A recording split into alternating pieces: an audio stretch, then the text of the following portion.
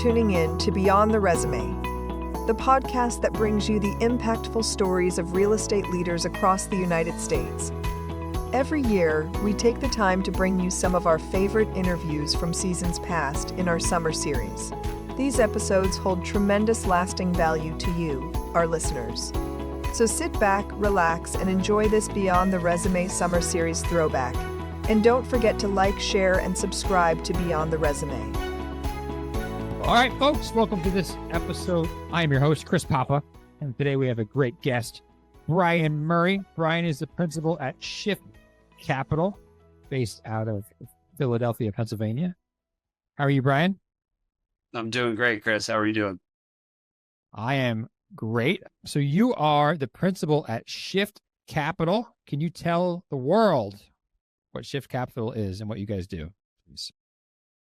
Sure. So we are a impact B certified real estate group. Our kind of mission and vision is to use both our real estate skills and our finance skills to create more equitable and more just neighborhoods. And so we're a vertically integrated real estate group, and we have built our platform on a strategy of place-based investing. We, from the beginning, believed in kind of what are now a pretty common terminology, social determinants of health, and that zip code often defines a person's life in a lot of different ways, from health to professional success, and that we wanted to invest long-term with a neighborhood, in a way that we could bring about more equitable development. That's awesome. And so how does that work? Are you guys raising private capital, and how do you partner with different, do you just pick a zip code off the, all right, there's a zip code, let's go in and start investing? Like, how does that all work? Yeah, so it evolved out of investing in Philadelphia, which is the area where I'm from, and realizing that there was an intersection between both kind of growth in cities and low income neighborhoods, and that kind of started off as investing in neighborhoods in Philadelphia that had really strong access to public transportation, in believing that there is a macro level Philadelphia argument for investing and growth. And so to some extent, the original kind of concept was a little bit organic in its making, but it was informed by our frustration with the affordable housing world. And, prior to Shift, I had been spending some time in the impact investing space, where if you ask the impact investing space 10 plus years ago, where capital was flowing in real estate, they would primarily say affordable housing funds or CDFIs, community development finance institutions like a LISC or reinvestment fund, which were primarily debt funds for small businesses and real estate projects. Yeah. And we felt very strongly that neither one of them were really focused on that place-based approach. And look, and that is not to knock the affordable housing world. I think it's one of the most powerful federal tools ever created. And that's certainly not to knock the CDFI world. I think it's just how those industries evolved, without a lens of, okay, what are we doing on the ground? So from a finance perspective, we have really focused on value aligned capital. So bringing in impact investors, others who are interested in impact with their investments. And we have over time diversified into other financial tools such as PRIs, program-related investments, and other tools, because we understand and have learned that capital markets alone are not really going to drive the type of impact that we want to see. Gotcha. Can you give an example of some investments that you've done, just so, and I think it helps to kind of hear about like specific things. At least Sure. For me, Yeah. for me to wrap my head around it a little better. Absolutely. So one of the core challenges of real estate is that oftentimes investors invest on a project level, and you're investing in an asset, an office asset, a housing, a multifamily asset, and we started off doing the same thing, where we would bring in our own capital, outside capital, invest in a project in a neighborhood that we're working in. And we realized that our capital wasn't really aligned project to project. And if we were going to be investing in place, that we needed to align that capital. So we created our first fund, Shift Neighborhood Fund, that specifically focuses in 2 neighborhoods in Philadelphia. One is a neighborhood called Kensington Harrogate, which is actually the epicenter for the opioid crisis, both in Philadelphia and the East Coast. And the other neighborhood is, for Philly folks, it's Broad Erie and Germantown Avenue. It's actually an intersection of a few different neighborhoods. Both are directly along public transportation, so everything within that fund is within a 5-minute walk to a subway station. Philly only has 2 subway lines. And we're 15 minutes away from Center City.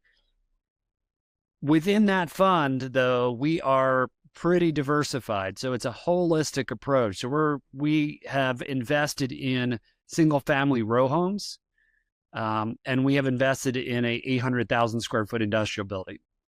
The driver and catalyst for our investment in one of our neighborhoods is our Macon Studios projects.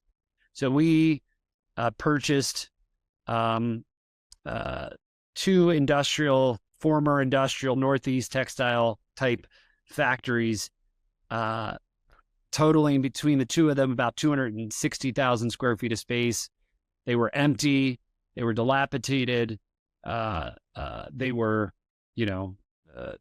ugly, and we converted them into creative and maker spaces and small business spaces. So currently in those buildings, we now have probably about 80 entrepreneurs, ranging from food entrepreneurs. We have bagel companies, coffee companies, commissary kitchens, to light manufacturing, to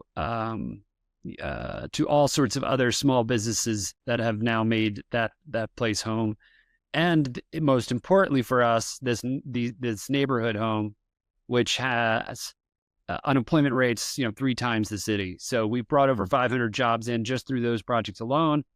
And we were able to do that without any tax credits, because our belief at the time was that there was, a natural demand for small business spaces in Philadelphia that was not getting fulfilled. And those folks were looking for community. They were looking for safe space, and affordable space. So that's one example. That's amazing. I mean, that sounds like my ideal job, to come into a neighborhood and turn it around and add exactly what you're adding to it. So you have this capital is it from institutional capital? Yeah, so it's our first fund. It was a $44 million fund, and as a first fund, we raising institutional capital is very difficult. We were also asking investors to invest in neighborhoods that had an average median income of $22,000. And so it was a lot of door knocking. This is 2015, 16, pre-opportunity zones, when all of a sudden everyone was interested in this. And our mix of investors, we probably have about 20 investors. We have some high net worth individuals. We have 3 foundations that made their first impact investment out of their endowment, not out of their grant side. We have we actually have a Korean impact investing fund, which is kind of interesting. And then we have an insurance company, Philadelphia-based insurance company, and a few other folks that fit into that bucket. So a mix of investors, I would say predominantly impact interested, and thus, we're willing to kind of buy into the risk that we were taking with this project. Yeah. And then you kind of have discretion as long as it's in that kind of neighborhood. That's right. Yeah. That's right. That's amazing. Yeah. And so do you kind of, is the goal to raise capital like per different neighborhood? Like a little bit? Yeah. So the question for us is, what does this mean going forward? The truth is that we caught a little bit of lightning in a bottle. On one hand, on the other hand, this has been extremely difficult work. And I can go into that rabbit hole if you want, but the question is, what are we doing? How does this place-based approach move forward? The truth is, we're not dropping into Baltimore as Shift Capital and deploying a place-based strategy overnight. And so we started to get approached by other developers across the country, interested in our model, interested in what we were doing. Some of it was directly applicable from a place-based approach. Some of it was indirectly, but all of it was impact, and all of it, and typically was developers of color, who, were trying to figure out how to unlock capital to do the type of work that we were trying to do, that we're doing. So we have pivoted a little bit. We partnered with a African American development group here in Philadelphia called Mosaic Development Partners, on a joint venture with the Philadelphia Housing Authority. That's relevant to what we're doing because the Philadelphia Housing Authority has a place-based approach to a neighborhood in Philadelphia called Sharswood. We're doing a $60 million ground up, and we, brought in kind of our institutional relationships on the equity side to really shore up and get that deal done last year. We're doing an office ground up in DC with a group called the Minkiti Group. Again, another African-American development group, both incredible groups within themselves, but we were lucky enough to partner with them and try to drive additional impact to their projects by really trying to, bring in that value aligned capital to very, very complicated projects. And we are continuing to look at other pathways like that, where we can bring in kind of our secret sauce and our relationships and help boost up, other developers who,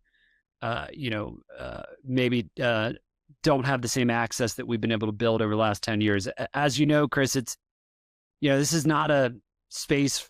I mean, everyone talks about the real estate entrepreneur. It's just not the same type of entrepreneur that the venture capital world brings. It takes, I still feel like an entrepreneur 10 years in, my gray hair shows it. It's a very capital intensive, very challenging industry and business that also has dealt with institutional racial redlining in the banking world that that is real. And quick example in Philadelphia, there's probably two or three now, and maybe a year or two ago I would have said maybe one African American development group that can handle institutional capital and institutional projects, and that's just shameful for a city like Philadelphia. Yeah, I didn't realize that. So I mean, it sounds like a great idea. I mean, this is like an idea I'm sure other people have had, and I've actually thought about it myself. It sounds like an amazing job to do that. Like, but how do you do it? Like, how did you get to a point where you're like, I'm doing this? And then like, once you make that decision, what do you do? did you like just buy a single family house in this neighborhood and start from there? Like I guess let's go into your background. Like where did you grew up in the Philadelphia area? Did you have some sort of strong influence that made you want to give back to community and create community, and then kind of take me through kind of your, I guess, career arc to get you to where how did I get myself in this mess? Yeah. So grew up in New Jersey, South Jersey? South Jersey. Yep. Always have had strong kind of influence on giving back, families, teachers. Always been interested in the entrepreneurial arc as well. Originally was an accountant coming out of school. You have too much of a personality to be an accountant. I left within a year. And in 99, I was 23 and, was able to start a tech startup with actually a friend of mine from my hometown, and went at that for a little bit, realized I was chasing money. That venture went belly up and decided to pivot mentally. Did some social work in Newark, New Jersey, went to the Peace Corps, discovered the concept of doing well and doing good through a program that we were deploying in Eastern Europe around social enterprises, came back to the States, went back into the tech space just as a transition. And then I knew I wanted to go back to business school, and I knew I wanted to get back into this kind of doing well, doing good space. I just didn't know how or what that meant. So I went to business school and was playing around actually on the venture side when an old friend of mine called me up. We're both from Philly, and said, hey, do you want to do a real estate deal on the side? I got a local operating partner. We just got to put a little bit of capital in it. We're buying a bank note on a 30-unit building that got run into the ground by a slumlord. And I said, yeah, let's do it. Sounds interesting. Did that deal, and my head just kind of exploded with, wow, what is going on the ground in these neighborhoods that, this slumlord was able to drive this building into the ground. What else is going on in these neighborhoods? And, that's when kind of my light switch went off and said, God, this is where I want to be. I think that there's no greater place to be for impact in real estate. When I was on the venture side, I was always a little frustrated with the trade-offs. I always felt like, you're a shoe company, you're Tom's Shoe Company, and you're giving away free shoes here to, this and that. And it's like nothing against Tom's, but to me, the impact was a little nebulous. In real estate, it's front and center. The way that neighborhoods interact with real estate, the good housing, the built environment, the idea of kids walking on the street, where they're going to school, where they're living, to me, that really just struck a chord. And so I didn't have any real estate experience jumping into this, but I knew this is where I wanted to be, and jumped in with 2 feet.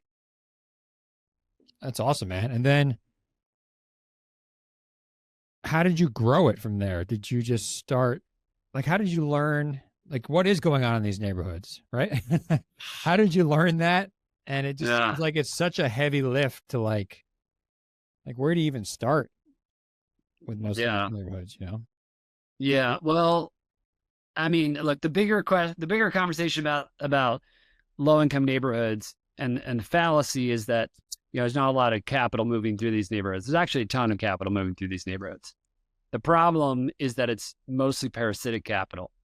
And that is, I always kind of talk about there's a capital S slumlord and there's a lowercase s slumlord, but they're both driven by the economics of these neighborhoods, and the economics are upside down, and they're upside down for, there's just a study the Reinvestment Fund just did a few weeks ago that I thought was really telling, which is not 95% of the appraisal world is white male. And, for anybody doing work in these low income neighborhoods, the biggest hurdle is, appraisals. There's no comps that actually provide a bank a comfort that there's value here that's worth putting their loan into.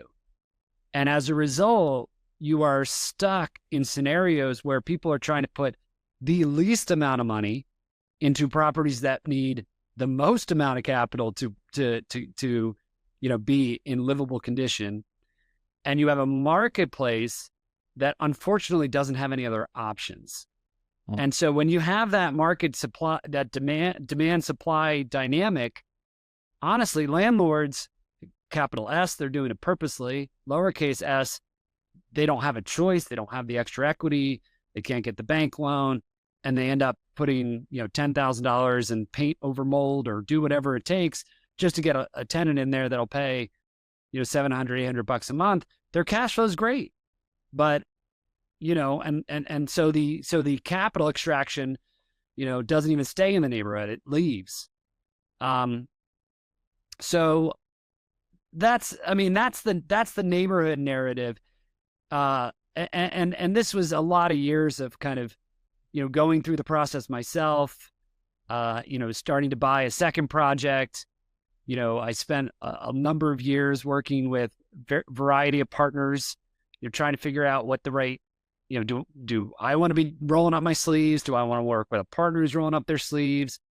And, coming to the conclusion over a couple projects and cutting my teeth that, I really needed to control the process myself from soup to nuts, because a lot of impact is driven within the execution of construction, the execution of property management itself. And I knew, I knew I had to do that. I don't want to say myself, but with the total vision in mind. Yeah. So slowly over time, over a couple of years, Chris, I'd say, a little bit of this is luck, right place, right time, right city, where, we were able to, buy some real estate. We bought our first real estate for $4 a square foot, a block from public transportation in a major Northeast city. Look, it's still tough there. It's still the opioid center of the East Coast, but those pieces seem to be there that really told us, like, we need to go all in. We can't just do a project. We got to do as much as possible. That's amazing. And now, so you're fully integrated, like vertically integrated firm, based in Philadelphia. Do you have a big, like how big is the headcount there in Shift? We're about 20 people right now. Speaking, frankly, the last 12 months have been really brutal. I mean, it's been hard for a lot of people. It's been hard for our tenants. But, we had been gearing up. These projects like this take years to put together. And this is, we have a 4% LIHTC deal right now that we were working on for probably 4 or 5 years. We ironically had a hotel deal with a Marriott Courtyard next to that LIHTC deal that we were working on for 8 years. Yeah. And, all those things were supposed to happen in 2020. And as you know, the development world is very lumpy. So we had to invest in a lot of resources and people and pre-development and all this stuff to get there. And, a lot of that came back. So we're about 20 people right now, and we're mixed between, development. We've got a small construction team. We've got a property management team. But, this year has been about the pivot and about, who we want to be. And so we are, in the midst of trying to figure out, like, what's the right mix is as a vertically integrated firm, as well as, where we can leverage our strengths within the impact institutional world. We've made a pretty good name nationally. It wasn't easy to raise a fund. And once you raise one fund, it, does help with additional capital raising. And so, we are certainly trying to figure out what our next steps look like as a firm. That's awesome. Well, congratulations on all your success. So it seems like you're partnering in other cities with some developers, sharing that secret sauce with them. Are you still, like, for impact itself, like for your vertically integrated staff, I guess your development staff, your property management staff, is that going to stick mainly in like the Philadelphia area for now, you think? Yeah, I think yes, that's right. So the You plan. go back to Jersey, you get to like Camden or Trenton or anything? So we've been looking at a deal in Newark, New Jersey. Nice. And we have my family's a Camden family. RCA, Campbell's were the kind of, the corporate institutions back in the day. Yeah. And we've explored Camden and looked at some stuff there, but so far we haven't done anything. But we do expect to stay active as a operator directly in the Philadelphia region. It makes sense. This is where our core strength is as we continue to think about other strategies. Awesome, man. It sounds like an amazing company you built. Congratulations. Thank you. Appreciate it. Are you ready for the hot seat? Yeah, bring it.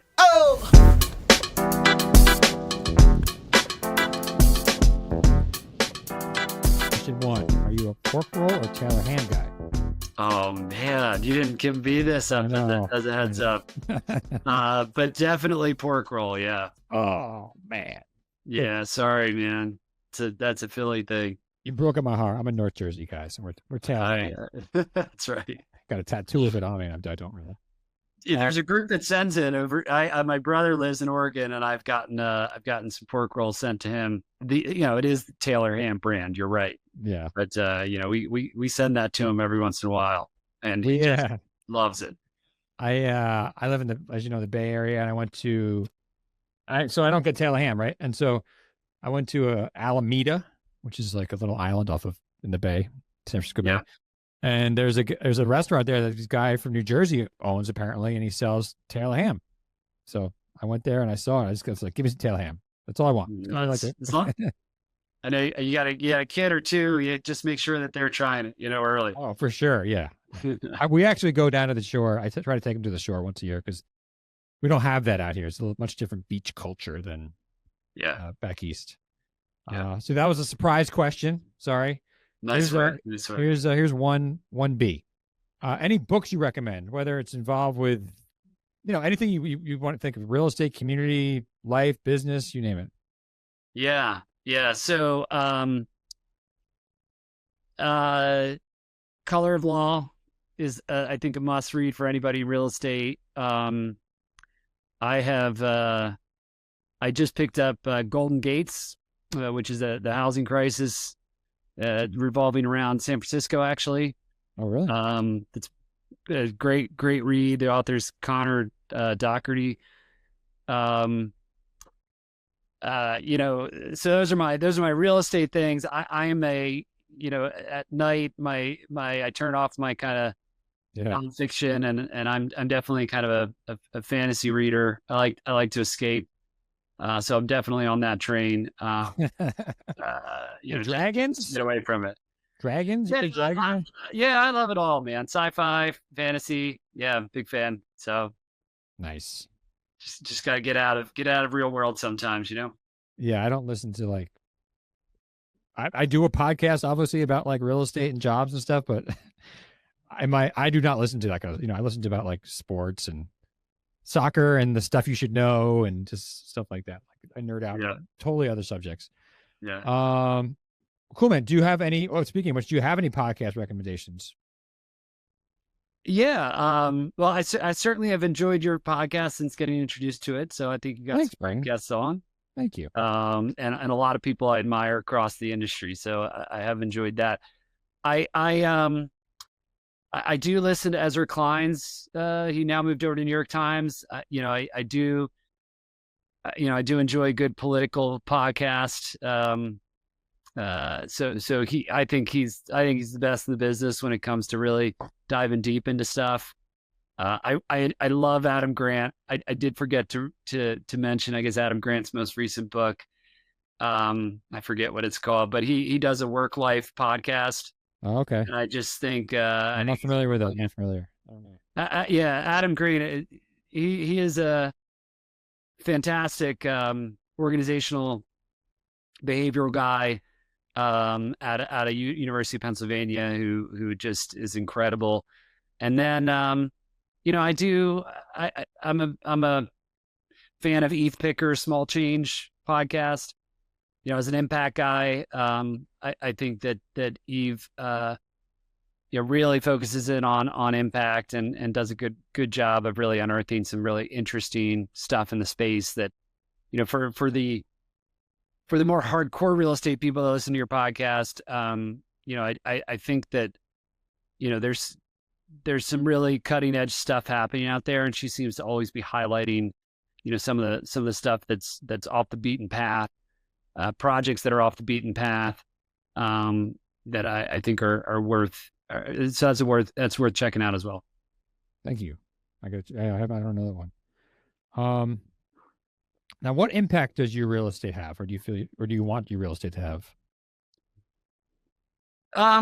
So we're an impact firm, right? So everything we do is about it. I think that if I fast forward a number of years, I really want to influence and push the conversation around healthy, equitable neighborhoods and development. And right now that conversation is dominated by conversations around gentrification and change and how do we invest in neighborhoods.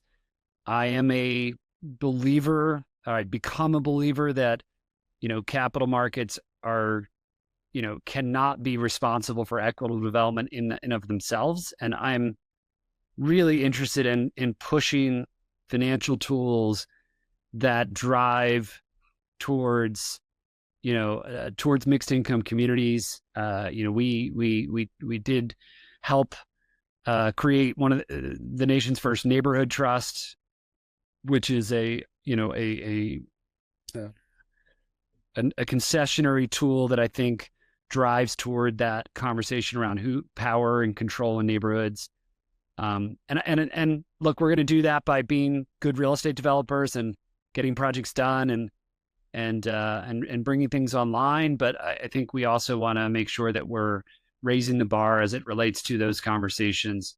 So that's, I think, what's most important to us. It's a great answer. What advice would you give to your 20-year-old self? Enjoy the roller coaster. I think I'm in my mid 40s now.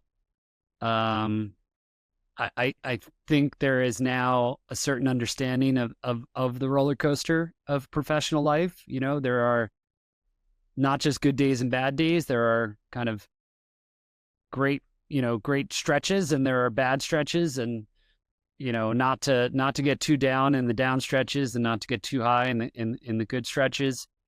And I think in my 20s, everything felt like a crisis in one hand, or the greatest thing on earth in the other. And the reality is that life is just and professional life is just a longer game. Yeah.